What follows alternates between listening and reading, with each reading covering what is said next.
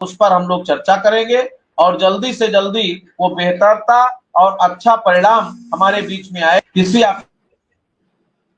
निरंतर जारी रहेगा। समाधान की के जब तक समाधान नहीं होता है तब तक हम निरंतर प्रयास करेंगे, के लिए निरंतर करेंगे। समाधान की स्थिति के बाद निश्चित रूप से अपने आप ये सफर समाप्त होगा और अगले जो बिंदु बचेंगे उनके लिए संघर्ष जारी किया जाएगा। जी चलिए चलिए शुक्ला जी, ठीक कह रहे हैं आप। और मैं सीधा विक्रम सिंह के पास पहुंचूंगा, फिर विजय बंधु जी के पास आऊंगा। विक्रम सिंह, शुक्ला जी कह रहे हैं, विजय बंधु जी कह रहे हैं, सबने अपनी अपनी बात की। मेरा आपसे भी यही सवाल है कि अब तो कुछ व्यवस्थाएं तो कुछ करनी पड़ेंगी, नहीं करोगे तो फिर लोग थक चुके हैं। विक्रम सिंह जी सर, आपका बहुत बहुत आभार। और बड़े भाई आदरणीय विजय बंधु जी को और आदरणीय शिव कुमार शुक्ला जी को भी सादर प्रणाम। स्थितियां विकट है और इतनी विकट है कि इसका वर्णन कर पाना और इसके बारे में बता पाना संभव नहीं। आज अभी हमारे पास एक झांसी की अनुदेशक महिला का फोन आया, उसका बच्चा बीमार है। एक जौनपुर में देखा होगा आपने, एक महिला है और महिला अनुदेशक है, उसका बच्चा बीमार है, दिल्ली की सड़कों पे वो ठोकरें खा रही है। तो ऐसे तमाम अनुदेशक हैं जिनके साथ इतनी समस्याएं हैं और व्यक्ति का सबसे प्यारा कोई होता है तो पुत्र होता है, बच्चा होता है उसका, और उस बच्चे के को लेकर वो जितना परेशान है। वो पूछ रही थी कि मानदेय कब आए।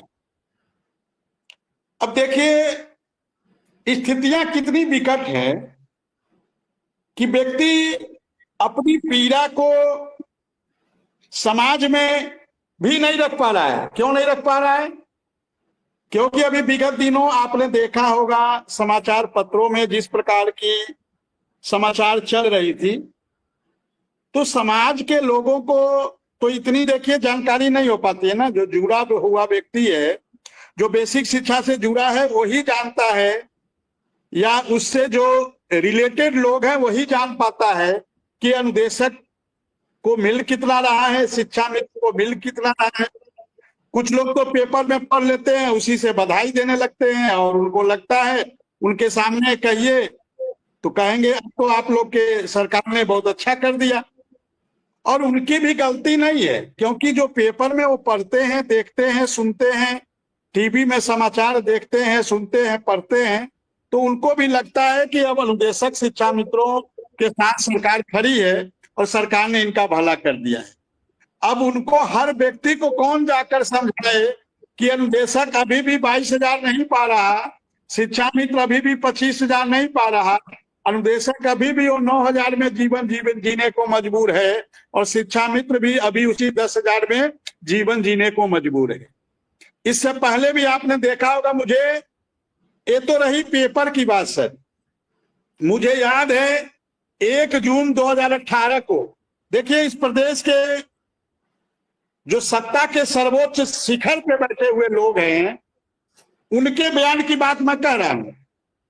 लोग कहते हैं पेपर झूठ बोलता है, मीडिया झूठ बोलता है, न जाने कौन कौन झूठ बोलता है। मुझे याद है, आज भी याद है, 1 जून 2018 को माननीय मुख्यमंत्री जी की रैली हुई थी इटावा में, और इस इटावा की रैली में माननीय मुख्यमंत्री जी ने मंच से घोषणा की थी कि हम आने वाले समय में हम उत्तर प्रदेश के निदेशकों के मानदेय को बढ़ाने जा रहे हैं। ये तो एक रैली की बात हुई। उसी के बाद 3 जुलाई को भदोही में रैली हुई थी माननीय मुख्यमंत्री जी की। 3 जुलाई 2018 की बात मैं कह रहा हूं।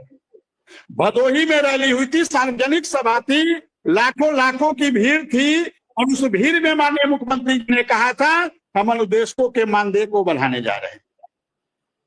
और ट्वीट भी आया, माननीय मुख्यमंत्री जी की ट्वीट भी आया। और उसके बाद देखिए ये 2 बार घटना हुई।